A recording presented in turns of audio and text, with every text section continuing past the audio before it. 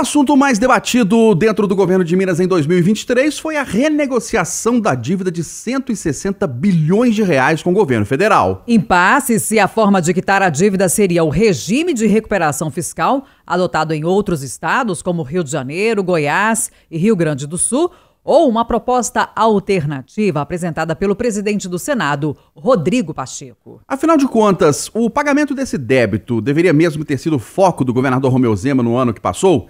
Ele resolve de vez os problemas de caixa? E as outras áreas do governo, segurança, educação, saúde, obras e as relações políticas do governador com prefeitos e com o governo federal. Para fazer uma avaliação do primeiro ano do segundo mandato do governador Romeu Zema, estamos recebendo aqui no Jornal da Itatiaia o cientista político, professor da Fundação Dom Cabral, Rodrigo Lopes. Professor Rodrigo, bom dia, obrigado pela presença.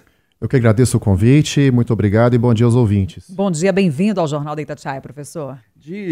Cara, a gente já pode fazer uma grande distinção, professor, entre o primeiro ano desse segundo mandato com o primeiro ano lá do primeiro mandato do governador Romeu Zema, né? Eram dois governadores diferentes. São duas configurações de governo diferentes, são duas realidades diferentes e podemos até dizer que são dois estados, dois eleitores diferentes também, né? Houve uma mudança muito grande em relação ao que se propôs dentro de debates da eleição de 2018 para a eleição de 2022. Romeu Zema, em 2018, foi uma vitória até para o seu próprio círculo inesperado, né? O que deu a ele uma gordura no seu primeiro ano, do seu primeiro mandato, algo que não se repete no seu segundo mandato. No seu segundo mandato não existe mais o ineditismo, não existe mais a precedência da inexperiência, né? E isso, com certeza, fez um desenho político completamente diferente de um mandato para o outro. E a gente pode falar que isso foi favorável ou não, já que não existia mais essa gordura que o senhor citou, né, da inexperiência. Isso ajudou ou atrapalhou o governo, principalmente em situações mais desafiadoras? Não, isso não foi favorável. Eu penso que no segundo mandato, o Zema já não poderia cometer alguns equívocos que ele comete no seu primeiro ano desse segundo mandato. Ao meu ver, fazendo um balanço, não é um governo ruim, não é um governo desastroso, mas também não é um governo excepcional, né, em termos de parâmetros de ótimo. Ele tem uma boa aprovação, né, agora no mês de dezembro saiu mais uma pesquisa Datafolha, o que dá a ele uma boa aprovação entre os eleitores de Minas Gerais, que ainda não sentem a repercussão dessa dívida fiscal, ela ainda não chega até o eleitor de forma geral. É uma necessidade, é uma preocupação, é um ponto muito importante. E, ao meu ver, a lacuna do seu primeiro ano foi a não proatividade em buscar uma solução mais rápida, ou pelo menos iniciar essa solução no seu primeiro ano.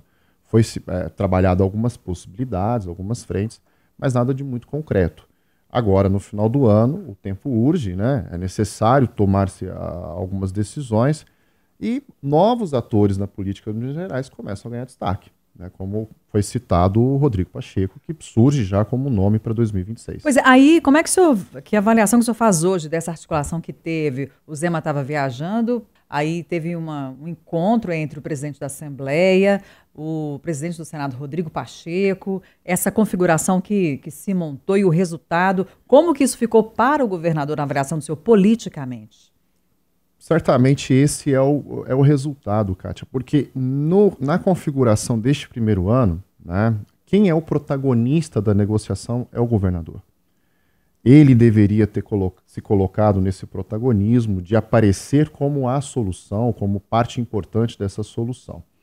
E, de fato, né, não houve, tanto da parte do presidente para vir a Minas Gerais, foi o único estado na região sudeste que ele não visitou. Do Lula. Sim, por parte do Lula, que não veio a Minas Gerais no seu primeiro ano. E também o contrário, né, do Zema buscar diretamente e expor essa busca para a população, para o universo político, de que ele é o agente da solução. O que isso causa? Um vazio. E neste vazio surgem novos atores. E, obviamente, né, o Rodrigo Pacheco, que tem o interesse em se eleger em 2026, soube ocupar esse espaço e tem trazido aí uma forma de se resolver esse problema. E agora é ver qual vai ser a solução que a Assembleia e que a configuração política tornará concreta ao longo de 2024. Agora, o senhor avalia que essa busca pela solução para a renegociação da dívida, ela não caminhou como deveria ter caminhado por uma questão técnica ou por uma questão política? Eu penso que são as duas coisas. Eu penso que a articulação dentro da Assembleia, até com a nova presidência da Assembleia, tornou-se algo mais factível, um diálogo um pouco mais negociável, mas ainda assim o governo enfrentou resistências dentro da Assembleia, né? Então há que se melhorar essa articulação política, mas também condições técnicas de se desenhar uma proposta como a equipe do Rodrigo Pacheco conseguiu apresentar. Resta saber como que nos próximos meses essas duas frentes elas vão se comportar dentro da cultura política mineira, que, como eu disse, é uma cultura completamente diferente de outros estados, né? A gente até fez uma comparação, se deveria se fazer como Rio, Rio Grande do Sul, Rio de Janeiro e outros estados que também têm feito esse mesmo regime de recuperação. Minas tem uma configuração diferente, politicamente falando, economicamente falando, geograficamente falando. Enquanto outros estados possuem uma característica mais homogênea, tanto no campo econômico quanto no campo cultural político, Minas é mais diversificado. E essas situações vão repercutir em cada região de um jeito.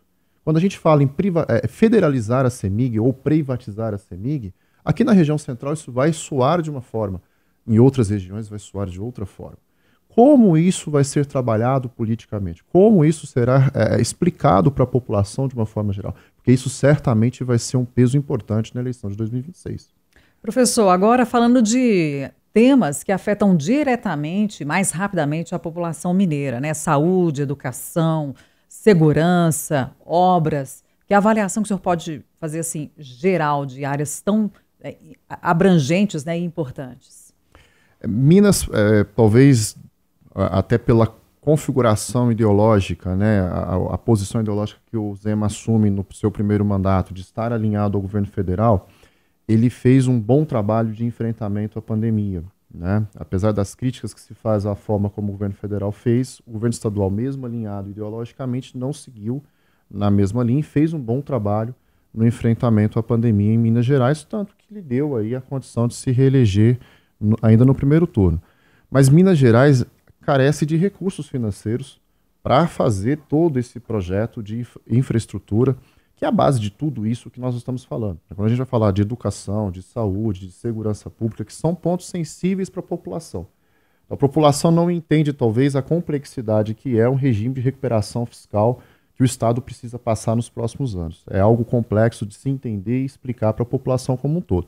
Mas a dona de casa precisa de uma escola para o filho, precisa de um hospital ali na sua região. Minas, pela quantidade de municípios, você tem uma dificuldade muito grande de municípios de médio e pequeno porte de ter ali uma estrutura próxima. É isso que a população sente.